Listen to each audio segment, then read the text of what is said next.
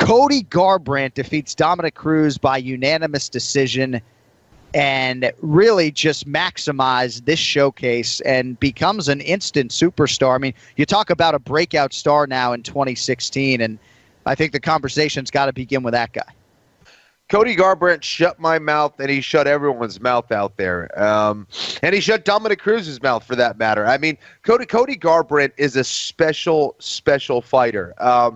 One of the best fights, first of all, that I've seen all year because of how technical it was, because of the fact that it went 25 minutes, because there was just so many great techniques back and forth.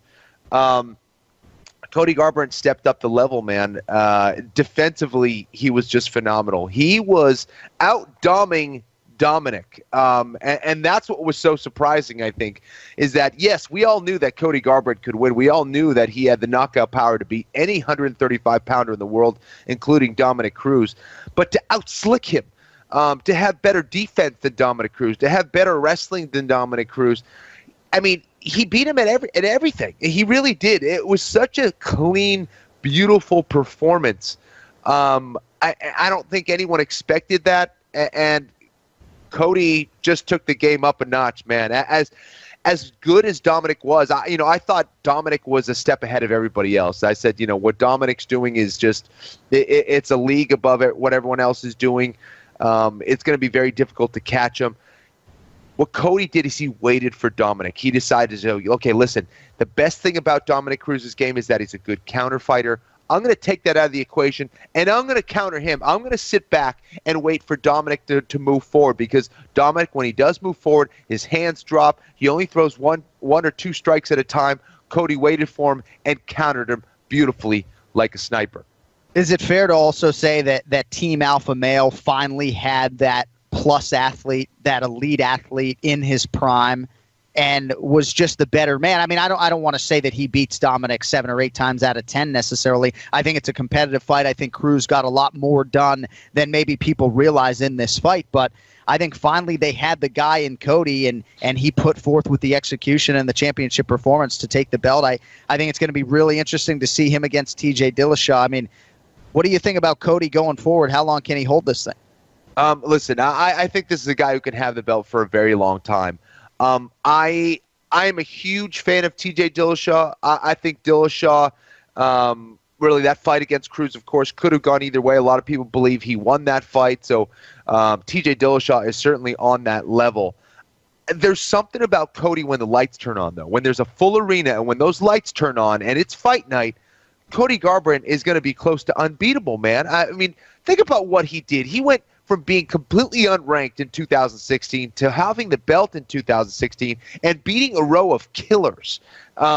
There's nothing more impressive than that. And when it comes to turning it on and being consistent, from what we saw, and of course, he has, 11 fights, 11 wins right now, so we haven't seen him as much as TJ Dillashaw. However, Cody Garbrandt comes to fight, and if he fights the way he did against Dominic Cruz, yes, I think that not only could he beat TJ Dillashaw, he could potentially finish him as well. Self-proclaimed savage who has heart and toughness for days. There's a lot of different things that Cody can lean on in there based upon his life experience, and obviously what he did with the belt with Maddox Maple, the cancer survivor, super special as well. He really is a gentle soul, big-hearted guy, perpetually misunderstood, and I think we're all just happy for the man Cody Garbrandt to realize this championship and the paydays that will come with it. For Dominic Cruz, too, I think he showed the world the heart and toughness that maybe he hasn't had to lean on always in his MMA career because he has been so dominant. Those close to Cruz know that this man can take a beating. And he didn't necessarily take a beating here. He got knocked down several times. How about the recoverability of Dominic Cruz, Kenny? I mean, no sooner did those knockdowns happen than he was back to his feet, throwing offense Garbrandt's way. He won the 5th round, handled the loss almost as classy as maybe anybody in UFC history in a championship setting, and maybe in a way that, as his dear friend, I didn't expect he could. I just seems so content with everything after the fact. Dominic's a stud, man, and there's very few people that would react the way that Dominic did in that 5th round. First of all, he went for it. He was still trying to win the fight. He wasn't out there to survive or to just kind of keep it close. He was still actively trying to win that fight with anything and everything that he could. And there's just not a lot of champions out there that could take that beating in the fourth round. Was it the fourth round where he got dropped 3 times, or was it the third? Yeah, I believe the fourth. So, a lot of guys would have just kind of been looking to hang on, and that was not the case for Dominic. Dominic got right back up to try to win that fight, and that's a kind of heart that very few people have in this sport. And then what he said after the fight, I thought, really showed his character there. I thought the fact that he went out and was so complimentary of Cody and so respectful, I thought was just awesome. And that's the kind of guy that has that attitude to try to get that belt back. And again, with everything that Dominic has dealt with in his life, with the injuries and his early life and all that stuff, he just has the heart of a champion and always will, man. I think he earned a lot of respect from the MMA community that night. Brian Stan told me he felt like Cruz abandoned his wrestling a little bit. Is that a fair criticism to be levied at Cruz? I think so. I think part of it, though, was his inability to find Cody, and I think he wanted to one-up Cody repeatedly on the feet. He wanted to outstrike him. He wanted to make him miss, and Cody just was not having it. It was such a stark contrast to fight week because of the way that Dominic was handling himself and the way that Cody was handling himself. Cody was the guy who was emotional. Cody was the guy who was, just trying to say anything and everything. Dominic was careful with his words. Dominic was very composed. And on fight night, it was a total role reversal. Dominic seemed to be the emotional one. Dominic was kind of panicking a little bit out there, and Cody was always within himself, always composed. Of course, he was dancing after he was landing on Dominic, but it was that teasing. It was that kind of, he was the one who was baiting people in, and that he took a page right out of Dominic's book, man. Did it, and obviously his twist, but I was blown away by that Dominic wasn't the more composed fighter out there. And I think it was maybe composure more of a factor than anything else. And yes, I would have liked to see him shoot some more takedowns, but he hits him off in a reactive way. He hits a lot of reactive takedowns when his opponents move forward, and Cody was very careful in moving forward. Cody kind of waited in the center of the octagon, waited for Dominic to move forward. Seemed like Dom felt just eventually that he would touch what he believes to be a suspect chin of Cody Garbrandt and never was able to land that kill shot or really even put Cody in any danger. I mean, he was certainly swollen and limping on our set, and I think he has a whole different even level of respect for Dominic Cruz, as is the case, of course, when you share the octagon with somebody, I would imagine, for 15, never mind 25 minutes. Interesting that Cruz's greatness almost goes up in the eyes of some people based upon what different layers of him you saw in this defeat. But of course, the story is Cody Garbrandt, just with an epic championship performance as underdog. All indications are, Kenny, as Dana White told us on the post-fight show, it looks like he's going to make the fight with TJ Dillashaw next. Certainly, prevailing wisdom would be that you would be able to make that fight quicker than a rematch between Garbrandt and Cruz. Dom just fought 3 times in 2016. Not sure he would want to turn around for a quick rematch. Cody certainly wants to be an active champion, but he'll probably want some time as well. Your thoughts on Dillashaw now as number 1 contender and his win over John Lineker, 30-26s across the board?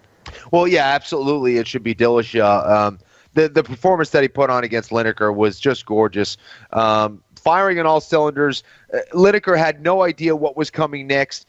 And, you were talking about takedowns with Dominic Cruz earlier. That is kind of the missing piece of the puzzle for Dominic. That's what allows him to get everything going. And that's that same missing piece of the puzzle for Dillashaw that he was able to find in the fight against Lineker. I mean, once you're firing on all cylinders like that, and you're getting kicks and punches and knees and the clinch game's going, and you start hitting the takedowns, the fighter starts to check out because he goes, shit, this guy's landing everything. He's doing whatever the hell he wants to me. I have no idea what's coming. And it just freezes a guy up. And that's what happened to Lineker. Lineker didn't even really swing even like a wild man anymore because he was missing so badly or he was getting taken down so easily. Dillashaw and Cody, that's the fight that needs to happen. Obviously, these guys have a history. Dillashaw claims that he used to make Cody cry after practice several times. These guys are former teammates.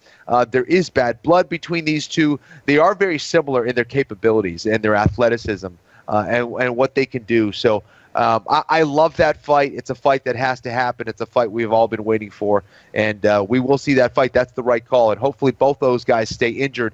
And just to go back to Dominic Cruz, we don't know that he was maybe 100% healthy. Maybe he had an issue. I'm not making an excuse at all for Dominic, because these are the things that we say. And Dominic said that he was absolutely healthy, but he certainly wasn't moving in the same way. And the question is, was it due to the fact that Cody was just so damn good, or was Dominic actually hiding an injury? Yeah, I really think Cruz was healthy, and I just think maybe sometimes you're just a little bit flatter than other nights on fight night. There was certainly not the speed in Dom's step, or just the urgency maybe with the footwork at times that we saw against Uriah certainly, and against TJ Dillashaw earlier in the year. But I told you, and I know you sort of share some of these sentiments about TJ Dillashaw being criminally underappreciated in terms of, his case for being the greatest bantamweight of all time. I hope this win over Lineker helps that a little bit. Goes out and dominates Rafael Assunção at UFC 200. Of course, that was after the very close fight against Dominic Cruz. This is the guy that absolutely ruined Renan Barão twice, right? So, yes. I mean, big picture, the resume for TJ Dillashaw is still like pound for pound great right now, like top 10 pound for pound fighter in the sport. Not a lot of people want to fight John Lineker. He came in having won 6 in a row, won 2 UFC main events this year, and Dillashaw just totally dominated him. You talked about the ground game evolving for TJ Dillashaw, and I'd be interested to see if Dillashaw actually opened as a favorite against Cody Garbrandt. I don't think it'll be that way. I think it'll be close to a pick'em fight. I think you're looking at maybe Cody Garbrandt minus 140 and TJ Dillashaw plus 120, but we hear that they were pretty even in the gym. Some people say, oh, no, Dillashaw dominated him in the gym. Who knows? But, dude, talk about a preamble to that one. I mean, the build-up for Dillashaw Garbrandt's going to be pretty absurd.